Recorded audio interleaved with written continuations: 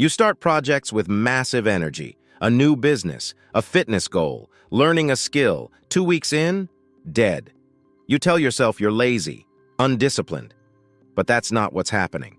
There's a psychological principle that explains why 92% of people never finish what they start. And once you understand it, everything changes. I'm about to show you exactly what's sabotaging your completion rate and how to fix it. Welcome back to Psych Insights.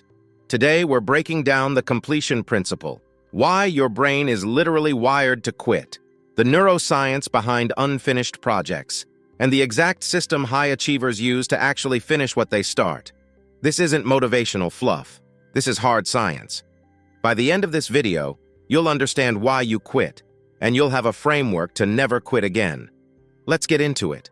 Section 1. The dopamine trap. Here's what happens when you start something new. Your brain floods with dopamine, that feel-good chemical. You imagine the finished product, the successful business, the fit body, the completed novel. Your brain rewards you for the idea alone. Neuroscientist Dr. Robert Sapolsky calls this anticipatory dopamine. The problem? Your brain can't tell the difference between imagining success and achieving success. So you get the dopamine hit just from starting, from planning, from telling people about your goal. Stanford researcher Fogg found that the motivation spike when you start something new can be up to 10 times higher than your baseline motivation. But here's the brutal part. That dopamine crash is coming. Week 2, week 3. The novelty wears off. The excitement fades. Now you're left with the actual work. No more dopamine, just effort. And your brain says, this isn't fun anymore. Let's start something else. So you do. New project, new dopamine hit, same cycle. Dr. Wendy Wood from USC studied habit formation and found that the average person quits a new project within 18 days. 18 days. Not because they're lazy, because their dopamine ran out and they never built a system to replace it. This is why you have 5 unfinished projects right now. Your brain is chasing the high of starting, not the satisfaction of finishing. Section 2. The middle problem. Every project has 3 phases: the beginning, the middle, the end. The beginning is exciting, the end is rewarding, but the middle? That's where everything dies. Psychologists call this the messy middle. Author Seth Godin named it the dip. It's that long stretch where progress feels invisible. You're working hard but seeing no results. Your initial motivation is gone. The finish line still feels miles away. This is where 92% of people quit. Research from the University of Chicago found that people consistently underestimate how long the middle will take by 40 to 60%. You think your project will take 3 months. The middle alone takes 4. You're not prepared for that. So you interpret it as failure. Here's what happens in your brain during the middle. Your anterior cingulate cortex, the part that monitors progress, starts screaming, "This isn't working," because it measures progress against your expectations, and your expectations were wrong. So your brain concludes the project is failing even when it's not. Then there's what psychologist Dr. Gabriele Oettingen calls the fantasy realization gap. The gap between what you imagined and what you're experiencing. In the beginning, that gap is small. You're still riding the fantasy. By the middle, reality has set in. The gap is huge, and that gap creates psychological pain. Your brain wants to escape that pain, so it quits. The middle is also where imposter syndrome hits hardest. You're deep enough to see how much you don't know, but not far enough to see your progress, so you feel like a fraud. Research shows that 70% of people experience imposter syndrome during the middle phase of skill acquisition. This is why the middle is a graveyard of unfinished projects. Section 3. The completion principle. So how do you actually finish? The completion principle has 4 rules. These are non-negotiable if you want to join the 8% who finish what they start. Rule 1, make it stupidly small. Author James Clear calls this atomic habits. Fogg calls it tiny habits. The concept is the same. Your project needs to be so small that you can't fail. Not small goals, small actions. Don't say, I'll write a book. Say, I'll write 50 words, not, I'll work out for an hour. Say, I'll do 5 push-ups. Why? Because your brain measures completion, not size. 50 words feels like winning. Starting a book feels like losing. 5 push-ups creates momentum. An hour workout creates dread. MIT research found that people who broke projects into micro-actions had an 83% completion rate. People who set big goals, 17%. Rule 2. Track the streak, not the outcome. Comedian Jerry Seinfeld famously used the "don't break the chain" method.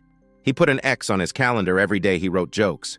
His only goal was to not break the chain, not to write good jokes, not to write a lot, just to not break the chain.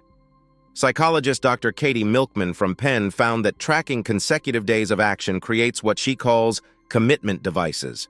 Your brain becomes more motivated to continue the streak than to achieve the original goal. The streak becomes the goal, and streaks are easier to maintain than outcomes.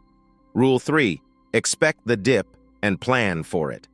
Most people quit because they think the dip means failure. It doesn't. The dip is part of the process. Every successful person goes through it. The difference?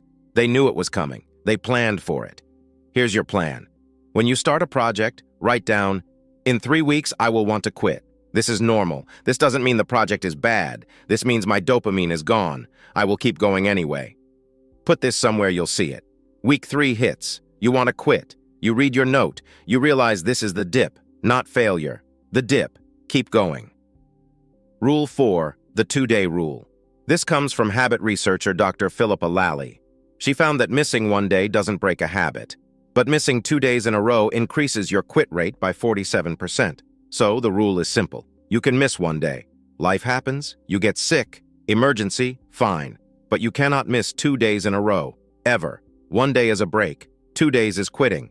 These 4 rules create a system. A system beats motivation every time, because motivation is emotion. Systems are structured, and structure is what carries you through the middle. Section 4. The finisher's mindset. Here's what separates people who finish from people who quit. It's not talent. It's not discipline. It's identity. Finishers see themselves as finishers. Quitters see themselves as starters. Psychologist Dr. James Prochaska studied behavior change and found that people who succeed make an identity shift. They don't say, "I'm trying to finish this project." They say, "I'm someone who finishes projects." That small language change creates a massive psychological shift. Your brain wants to act consistent with your identity. If you identify as a starter, you'll start things. If you identify as a finisher, you'll finish things. So start saying it, out loud. "I'm someone who finishes what I start."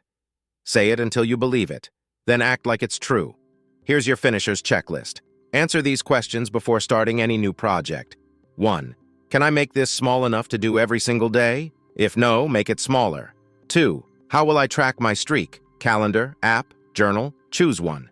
3. What will the dip feel like and when will it hit? Write it down now. 4. What's my plan for the day I want to quit? Have an answer ready. If you can't answer all 4 questions, don't start the project, because you're not ready to finish it. And starting things you won't finish just reinforces the identity of a quitter. You don't have a completion problem, you have a system problem. Your brain is doing exactly what it's designed to do, chase novelty and avoid the middle. But now you understand how it works. The dopamine trap, the messy middle, the completion principle, the finisher's mindset. Here's your challenge. Pick one unfinished project, just one. Apply these 4 rules. Make it stupidly small. Track the streak. Expect the dip. Never miss 2 days. Then come back and tell me you finished it. If you want more psychology that actually helps you improve your life, subscribe to Psych Insights. Hit the bell. We post every week. Now go finish something. Prove to yourself you're a finisher. Because once you finish one thing, finishing becomes your identity, and that changes everything.